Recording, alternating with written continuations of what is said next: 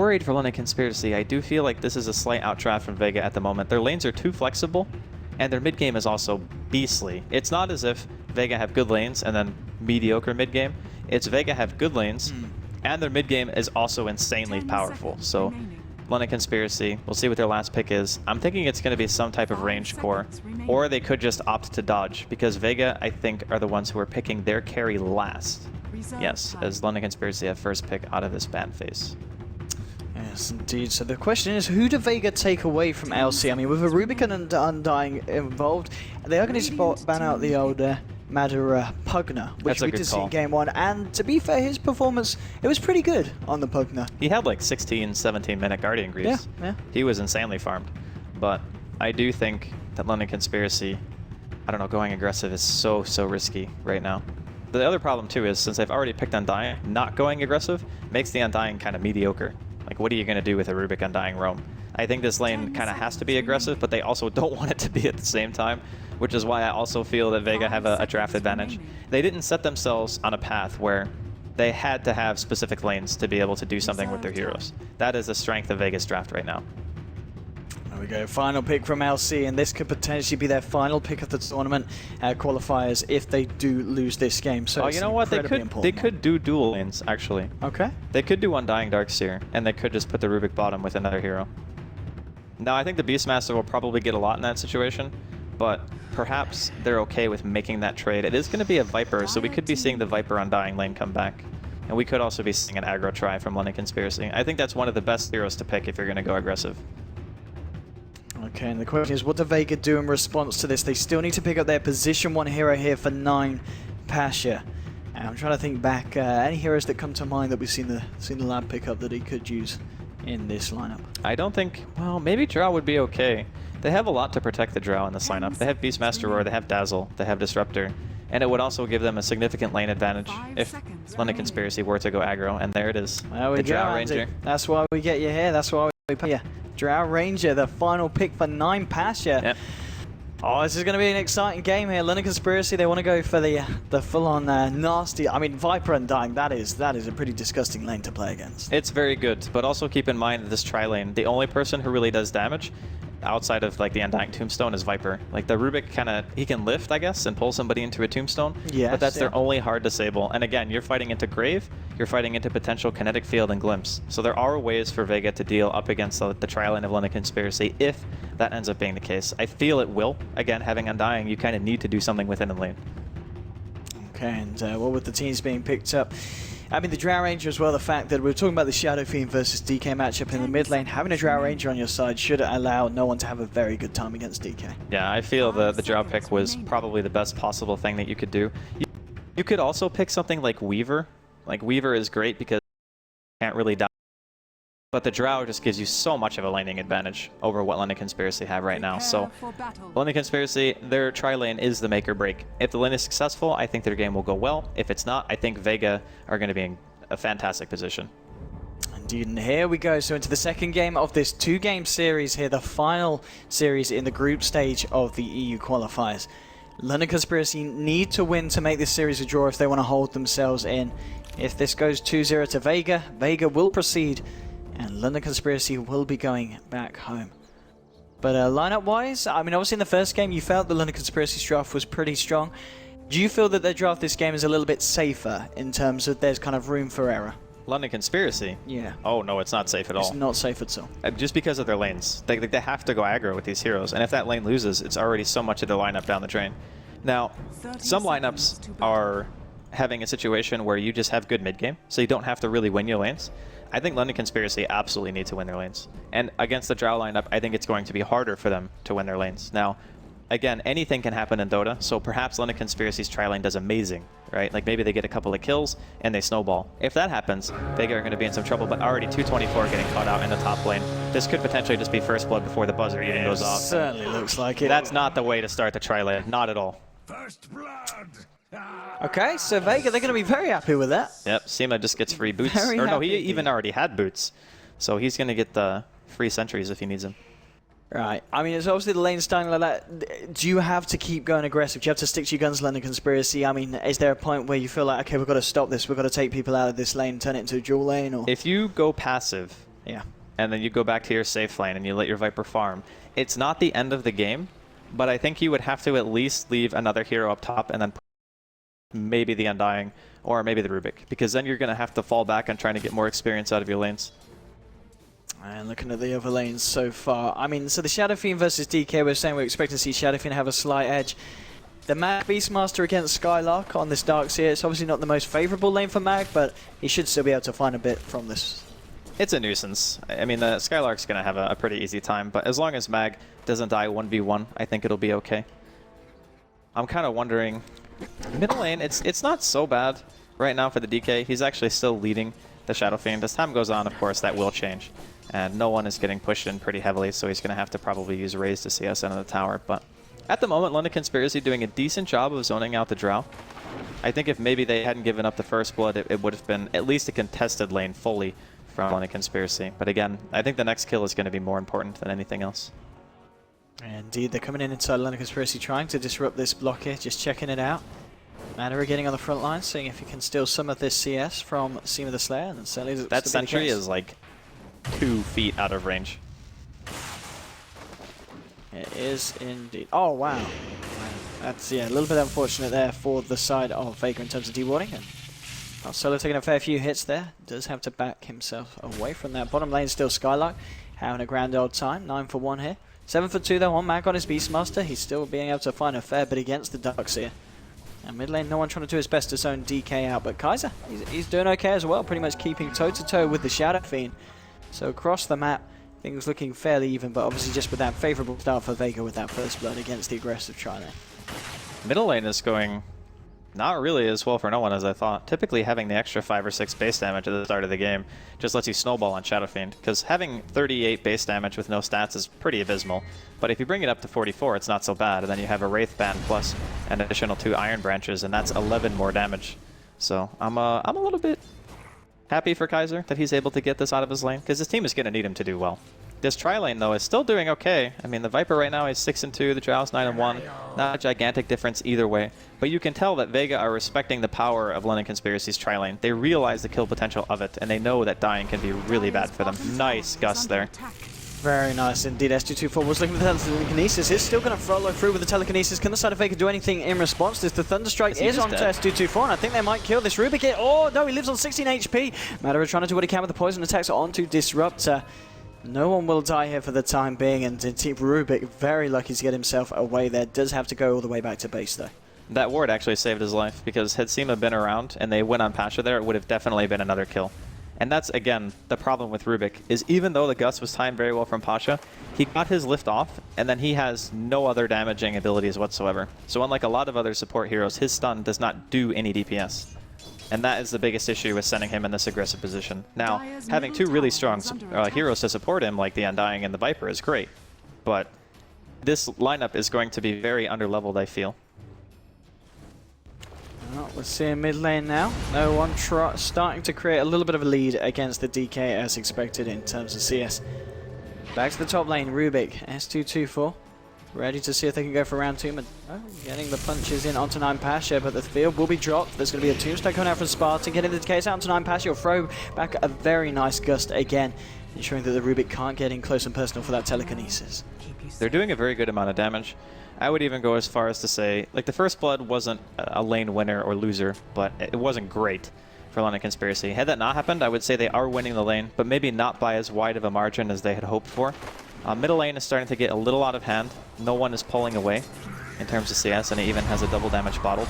We also failed to mention the implication of an aggressive tri-lane when the Shadow Fiend is farming, that your supports are not going to be able to roam to kill this SF at all. So he will free farm, like 100%. And because he's not going to have to leave his lane, because he's not a ganking hero, the DK is not going to be able to take down his tower, which likely means what's going to happen is London Conspiracy are going to have to send their DK to top lane to try to apply pressure that way, or they can send Skylark as well for a Surgeon and an Ion Shell, which could potentially kill. Indeed, I mean, look at Skylark playing very aggressively here behind the tier 1, really putting pressure onto Mag, and Darkseer starting to break away in terms of... Oh, this could be a kill top. Oh, let's have a look. They're going in here with the poison attacks onto Solo, and he's in a lot of trouble. There's going to be a shallow grave. But the question is, can they die for this, and can they find anything in return here, Vega? Solo, he will tick down, he will fall. 9Pasha trying to find a return kill onto Spartan here with the right click. Spartan's going to be able to juke it down. He's got a salve as well. Pasha in a bit of trouble now. He'll try and take down the Viper. Seema trying to get himself back in range. He's got a poison touch in a couple of seconds. Gust has flown out again. Now the tower is... Oh, hello, suddenly! Oh, no one. He comes in. He's got a double damage. He's got a double... Oh! And the Darkseer solo died to mag bottom. Oh, man, that is absolute disaster for London Conspiracy. That is so bad. That is so unbelievably bad. Wow.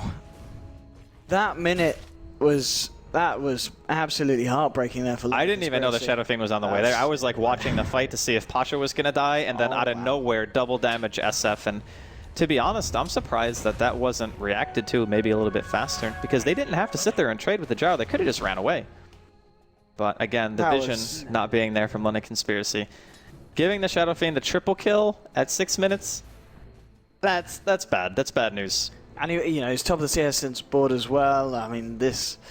No one is going to... I mean, yeah, the fact that he had that DD with that rotation and the LC, they just weren't aware at all. I mean, you know, they were right up I wasn't even aware. I was just like, oh my god, is he actually going to kill the Drow too? Because if that happened for London Conspiracy, say no one didn't rotate, then maybe that would have been what they needed to win the lane. They're going to surge forward here on Seema. Yeah, they've got 4 heroes up here, and they will be able to close the gap in onto Seema. Seema does have a Shallow Grave available here, and will simply look to TP out. There's nothing to cancel the TP. 4 heroes being committed by London Conspiracy. They don't find the kill onto Dazzle. 9Pasha. He doesn't have a teleport, but he has 2 tangos, so he can actually eat his way out of here. He's going to continue to be scouted out by these creeps. There's going to be a tombstone drop. No, he went the wrong way. He's dead. He's going to need something. He's going to try and do as much damage as he can to the Viper. There's going to be a roar from Mag onto Skylark. Can they bring down this Darkseer? No, he's still alive. Solo. He's going to have to be careful. Down telekinesis onto Mag. The side of LC trying to see if they can find more now on top of the Drow Ranger, but no one again. He has rotated in onto the Shadow Fiend. He hasn't got any mana though, and he'll simply look to TP out of this one. He will get himself away, and I guess this is one of the issues for the side of LC. They've got the vacuum and the telekinesis, but both the Undying and the Viper are unable to do anything against these retreating heroes, and it is just the Drow Ranger going down there on the side of Vega. A little bit clowny of an engagement, I think, from both teams, just rotating up the Shadow Fiend again. They do get the tower, though, and now Kaiser's going to drop his ulti, try to get the tower last hit on middle lane. I think they should be able to deny this. Does he just go back in? No, I think they get to deny. So, Drow not being level 6 yet is soon to be fixed, as he is about 1 or 2 creeps away. And now that he has the Drow Aura, the Shadow Fiend's going to start hitting like an absolute monster. It's 8 minutes in, and the guy hits for 164 damage. That's insane. And Dean obviously with the buckler going for that mechanism. Once he's got that online with the fact that they've got the Dazzle as well on the team, it's going to be pretty impressive. And I mean, there we go. So the Disruptor, 11 wins, 2 losses. It's definitely one of the favourites for Vega. And interesting note, of course, yeah, indeed, Solo playing it, not Seema the Slayer this game, but still they switch it up a lot. Strong. Yeah. So, for example, if they had Wisp and Disruptor, it probably would have been Seema on the Disruptor instead, because I think Solo is the Wisp player of the team. But again, a lot of players nowadays are more flexible, so they can do, they can play a lot more heroes, which is definitely great for being able to outdraft your opponent. That way, you don't have to try to think about what your teammates can play instead of what you want to pick. But Vega still looking okay. They have lost 2 tier 1s though prior to 9 minutes, which is definitely good for London Conspiracy. That is the way that you want your lineup to function. You just want to try to hard pressure, but Vega cannot be underestimated in their own pushing potential at this early game phase, with the Drow Ranger now being level 6.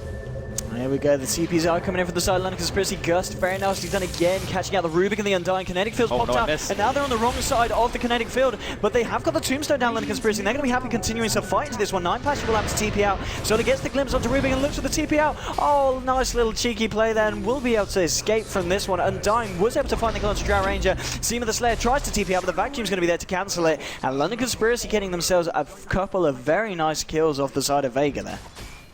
I'm a little bit confused as to why Vega keep pushing into, like, they push in, right? And then they see TPs, but the Drow Ranger goes for a TP when there's a Surge and a Darkseer on the other team. Like, that TP was crazy optimistic. Like, maybe he just thought that he couldn't get away, but I don't know. It was a little bit interesting to me that they decided to go for it in that manner. But still, on a Conspiracy showing their lineup, it can actually play outside of the laning phase, the Darkseer being pretty integral in making sure that they can find kills. And he also he has his mech done. Like, he doesn't have boots, but he's got a mech. Does indeed. Pretty impressive timing here from the Darkseer Solo. You need to be careful. London Conspiracy, they've still got the 4-man here in the Dire jungle. Middle tower is under attack. And the fact that Skylark now has got the wall as well available for the fight, they might look to group up and look for some action and go against the side of Vega. But still worth noting, Mag, of course, 10 minutes in, having a pretty fine old time. Staff of Wizardry has enough money for the recipe for that Necro book as well, so we can still expect to see some very impressive farm coming out from the Beastmaster this game. The book 3 is so good against London Conspiracy's team. Like, no matter who you roar, they're pretty much dead. And speaking of dead, Solo, middle lane, he is a goner. Oh, at the same top lane, there was a roar, but as you said, yeah, the side of LC, they find themselves in kill. Madara gets low as Vega did look to initiate there with the roar from Mag, and no one will simply TP out. But again, London Conspiracy, you know, they got knocked down pretty hard in the first few minutes of the game, but now really coming back into it, bringing it to a 5-for-5. And things looking alright for the side of the Radiant here. And just imagine if their laning phase had gone a little bit better. Like, if the Shadow Fiend didn't rotate up there and kill their entire tri-lane, it would have been a much better situation for them. But it's not too bad. I mean, the Undying has Arcane Boots. You get some good sustain coming out with the mech now up on the Darkseer. So you can look to push. Your team fight is still very good, which I think Vega are now going to start respecting a little bit more and just opt to go for the split push instead. The problem is, I think Vega actually push faster than London Conspiracy do, so they're going to have to go for fights and defending their own towers. Here we go indeed, Vega, Mag, no one and Solo looking to take the tier 1 in the mid lane. Bottom lane, Kaiser going in with the Elder Dragon form onto the tier 2 of the side of Vega. Vega, they're just trying to take a favourable trade here. They might even think about taking the tier 2 on the top lane if they want to keep pushing. It certainly looks like this is not a good trade, man. They hit so hard. Like, you can't trade against this. You have to fight them. Yeah, the TPs are now coming back. It's going to be Kaiser coming back on the Dragon Knight, but now the TP reaction from Vega. They want to try and catch out someone on the side of London Conspiracy. Can they find Madara here? It doesn't look like no one's going to be able to have the control. Hasn't got anything like a Yule set available for him this game. Well, Vega, they do manage to deny the tier 2 here and hang on. Madara just throwing back a Viper strike to stop no one from chasing him down. But with this tier 1 still standing here on the bottom lane, looks like that's going to be Vega's next point of call. I do believe that London Conspiracy can fight this. They have an Invis on their Darkseer, and they also have Wall available. But, oh no, the Darkseer doesn't have a TP. Okay, that's bad news, actually. Neither does the Rubik. Alright, so much for defending. Everyone TP'd out. So, this tower is dead, 100%. And we were talking about the ineffectiveness of London Conspiracy's pushing potential. It's not that their team doesn't push fast, it's just that you can't outpush Drow Ranger with 4 ranged heroes. Like, that's not going to work. So, instead of maybe going for the push, taking a team fight, I feel is where they are actually stronger at this point. Like a good vacuum, good wall, Tombstone is dropped, you can probably win that engagement handedly. But instead, looks like LC going to continue going for the split push strategy. They do push slower, so I'm not really sure this is the call, but seems like that's the one they're going to make. Yeah, indeed, LC, they want to try and take this tier 2, but the trade is going to be there. And Vega, they look to push this down. Fortification will come out from the side of London Conspiracy, but the tier 2 will indeed still fall. And it is just going to be that another tier 2 for tier 2 trade between the sides. And LC, they're contemplating whether they want to try and push the high ground to force back the side of Vega. Vega, they've already had Solo TP back into this one. He's dropping down the kinetic field. He's going to need a little bit more help. Bottom lane. Do these guys have a TP? Well, Seaman's going to walk himself to the side shop to pick up a TP. Shadow Fiend, no one. He has got the ability to get himself back. Gus comes out. Kaiser just getting some damage up onto the high ground onto this tier 3. Vega, and they're all back here now. And London Conspiracy will want to think about, think twice about sticking around here against this lineup. In the end, they got some tier 3 tower damage. That is a big thing. We always talk about getting tier 3 towers down and how important it can be just for positioning. And obviously getting free chip damage on the range racks can be great too. So maybe London Conspiracy feeling like delaying the game is not the right call here. They want to try to get some more damage out if they can. With the DK having ulti, all he has to do is hit the tower once and run away. And he still does damage. Oh, okay, they just want to go in. Yeah, straight with the Dragon Tail onto Solo. Mag will throw the roar down straight away and return onto Kaiser. No one, he gets the Requiem of Souls out, reducing the amount of damage that London Conspiracy can do in this fight. London Conspiracy, they'll start to try and back off now. Pash, you're trying to see if you can get any damage into this one. Going to be the cheeky telekinesis there, holding back the Necro units, and some of the team members of London Conspiracy are incredibly low.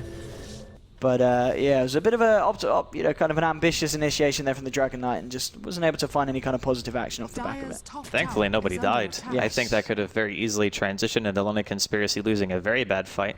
They were extremely lucky that Solo was not level 6. He was 10 experience away.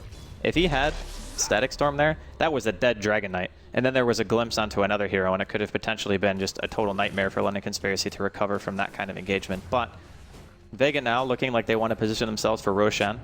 London Conspiracy, a little bit in the area, but there is no Elder Dragon form for about 20 seconds. Haste Rune now on the Dragon Knight as well, so if they want to try to go for this, I think contending is almost necessary from London Conspiracy.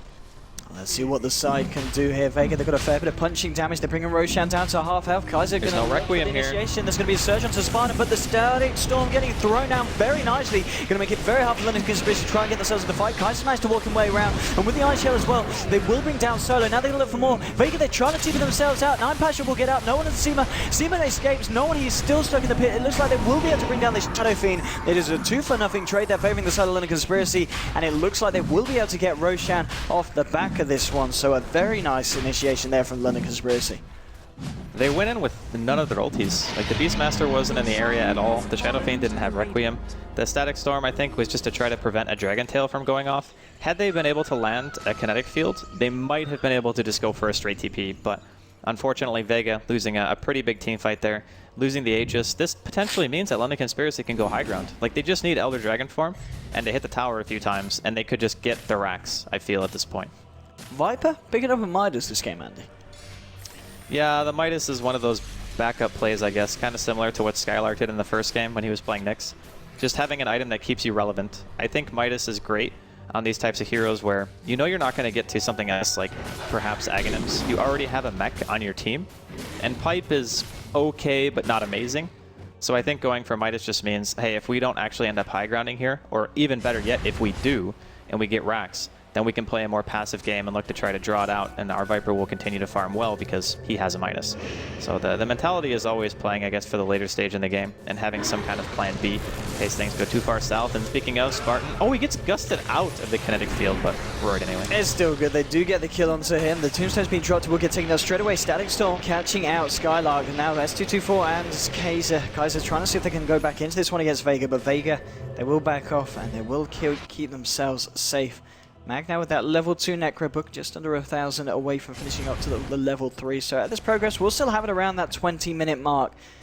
But I mean, at this point, 7 to 6, 17.5 minutes in. If we have a look at the graphs, the difference between the teams is almost negligible. It's very, very close between these two sides. And arguably, I feel like this is a much closer game than Game 1 was. And London Conspiracy definitely have the potential to bring this series to a draw.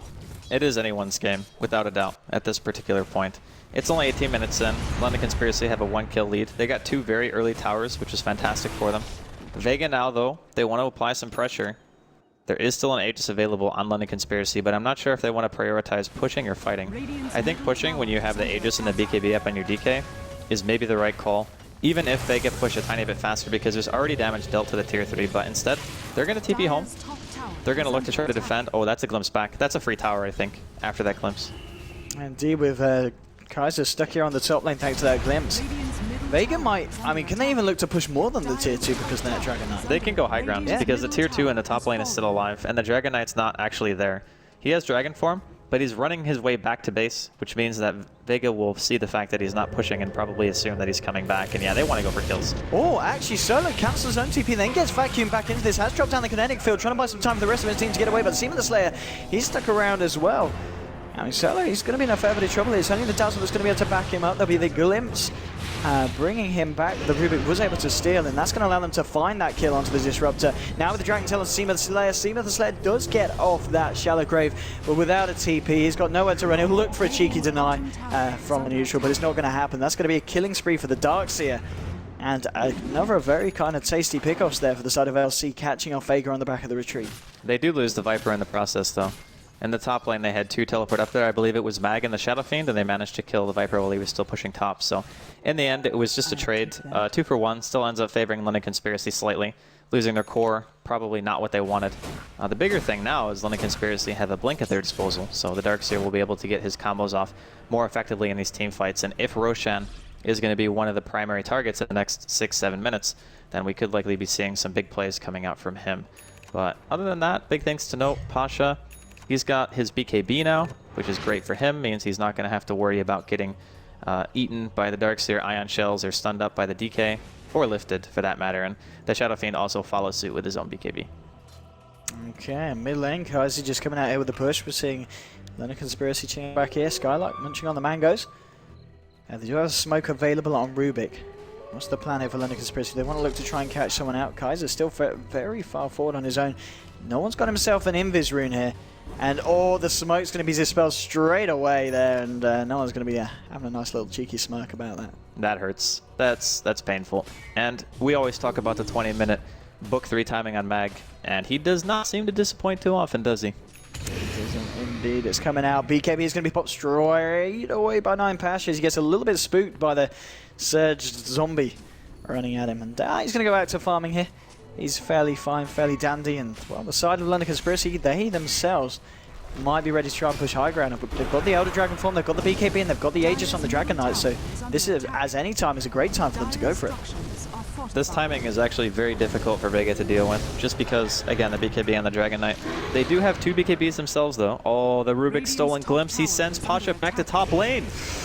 That was big. That's pretty big here, because now London Conspiracy, they're going to be able to take the tier 3. Can they take anything more here? Kaiser's been surged up. The armor is ticking down. He's coming down towards the negatives. Gets the Dragon Tail onto Seamus. The damage there. No, the Mecha's going to be there. It's going to be fine. He's got the Shallow Grave. Now they can try and turn this one around. BKB's been popped by no one. They've been able to take 2 heroes down from the side of London Conspiracy. Make that 3 as the Darkseer falls as well. Now Kaiser, he's stuck between Mag. He's stuck between Sol, and he's stuck between no one, and no one will find the double kill. They're going to be able to bring down the Rubik as well. So what looked like a very nice position for London Conspiracy to be in after they were able to glimpse back. The Drow Ranger just went absolutely awfully. No one turns up with his BKB. You know, we've got Mag getting in there, and it's just too much. It's too much, and the fact that they lose all 5 heroes trying to push up onto the racks, that was not the play. Well, I can understand why they felt confident going into that. You know, you send Pasha top, it's 4v5, you have Aegis, you feel to yourself, we have to be able to win this fight. Like, we actually have to be able to win, or we're never going to be able to go high ground. So going in there was definitely the call, but unfortunately, no one's Requiem hit pretty much everyone. They were dealing very low damage. They all got Weave cast on them on top of that. Yeah.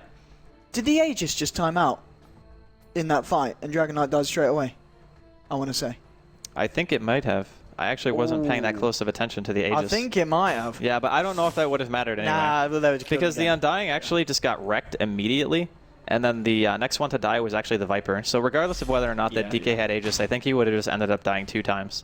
And that wouldn't have helped London Conspiracy either way. The beginning of the fight just was too bad for them. Like, everyone getting hit by Requiem, there was a Roar, and the Book 3 coming out from Mag did a ton of work during that team fight, and then a 3-man Static Storm. So I think Vega just outplayed them in the base defense. I mean, we'll have a look, see if the graphs kicked into that one. Yeah, it's starting to become apparent now. We've seen it up and down, around just a 1k difference between both sides. But now Vega, thanks to that fight, starting to come out with the biggest difference we've seen so far now, heading over the 5,000 difference in terms of both gold and XP. But the side of LC, they've still got a potential to pull something off here. You know, we can see what they can kind of pull out the bag in terms of their own high ground defense. On the side of Vega, Solo, picking up the point booster here, looks to go straight for that Aghanims after the Tranquil's in. I think it's a really good item against DK and heroes like Viper as well. Just being able to disable item usage is massive. Like, not... For instance, if you're playing against a Disruptor who has Aghanims, you have to almost preemptively BKB, which makes the BKB a worse item because you're just wasting duration to make sure that you don't end up getting caught out. It's the same reason why Hex is so good against BKB, because if you already have a Blink, you can just negate the BKB entirely. And Kaiser, he's going to BKB that Glimpse, making him waste a charge. Not too bad of a deal. I mean, that was a 9-second BKB for a Glimpse. So not the situation that London Conspiracy are looking for. And in addition to that, Mag now having a Blink Dagger means that his map control is going to be even better. He can solo kill almost anyone on the side of London Conspiracy. The DK and the Viper are the 2 that are the unlikely targets. He might even be able to kill the Viper. Yeah, I mean, we talked about this heavily in the draft of this game, in the first game, the fact that if you get Mag as Beastmaster, you can expect a very reliable performance, and that's just been the same here. You know, 24 minutes in, Blink level 3 Necro, 3 kills, 5 assists, and hasn't died at all this game. Yeah, this is a rough spot for London Conspiracy.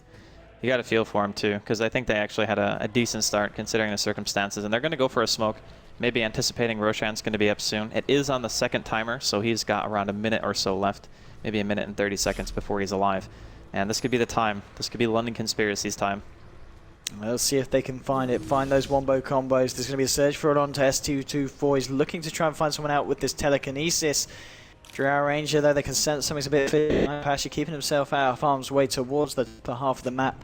And Seema the Slayer will go straight back to the base. So they do Managed to get the ward out, but that's going to be it with that smoke because they don't catch anyone out on the side of Vega. Roshan still not up for just over a minute here, so they won't be able to even look for that one as well. They're desperately trying to find someone with that ward there. It did indeed catch the fact that Seam of the Slayer's out on his own. But no, London Conspiracy with that smoke, unable to make anything happen for the team. Solo also scouted out the Roshan pit, so Vega know that Roshan's not up yet. It has now hit the minute mark till he's going to respawn. I'm kind of worried. Do London Conspiracy have another smoke? I'm kind of think they don't. So, yeah, they don't. They don't. No, that was their last so that one. was their all-in smoke to try to. They were going to go for a smoke to get better positioning around Roshan, and Vega do have a smoke available. So I think that also gives them a little bit more of an edge for the next time a fight breaks out in that area. And there's still no real big items picked up by Madara either. It's kind of like he bought his Midas, and I understand the reasoning behind getting the item just to keep yourself relevant, but he's got a Yasha and an Ogre Club. I mean, he kind of needs BKB, I guess, at this point. Otherwise, if they put the book on him, he gets mana drained immediately. If he gets roared, yeah, you can't really stop roar with the BKB, but you might actually be able to live through the roar instead. But up until this point, he has just not really been able to contribute that much. I mean, he's got 116 CS, which, like, he was in an aggressive tri-lane that wanted to shut down the farm, and he's dead. Oh, no, the surge in the mech, okay. Oh, maybe they can turn this one around, indeed. They've got the slows onto Mag, but it doesn't matter. Mag's in the stand. They try to look to TP out, and he will indeed get away. I mean, yeah, as you said, it didn't look too great for Madara, but the fact that Skylark was there with the mech, able to keep him topped up. But I mean, yeah, we just saw there the solo killing potential of this Mag Beastmaster with the level 3 Necros. It is pretty damn scary, and if anything, that does cause quite the space and time for Vega to take Roshan themselves and now get the Aegis onto no one. Not only Aegis, but Butterfly completed as well. He hits for 300 damage, exactly. At 29 minutes in, confirmed, gaining 10 damage a minute. Well played. But, or excuse me, not 10 damage a minute. That would be a lot more. But I still don't know about this game because London Conspiracy had the opportunity to be able to do some real work with their mid game. Yeah, yeah. And then that one fight where they go mid is just like, it feels very similar to the first draft, right? You get that one team fight where you're just like, oh, we're so close to being able to take this game. We want to go high ground. We have Aegis. We glimpse the Drow back, and then we just get crushed. And then all of a sudden our team just doesn't quite have the same feeling of strength as it did maybe 5-10 minutes ago. Same thing happened to them in game 1 with their Chen lineup. They take one fight around Roshan where they didn't know Solo had Blink. They lose that fight, and then the game becomes ridiculously hard to win. It's definitely not the fault of the draft, but it is the way that the draft is played, if that makes sense. Because you're putting yourself in a spot where you essentially need to be able to go high ground by this point, and if you can't, your heroes just simply don't scale as well.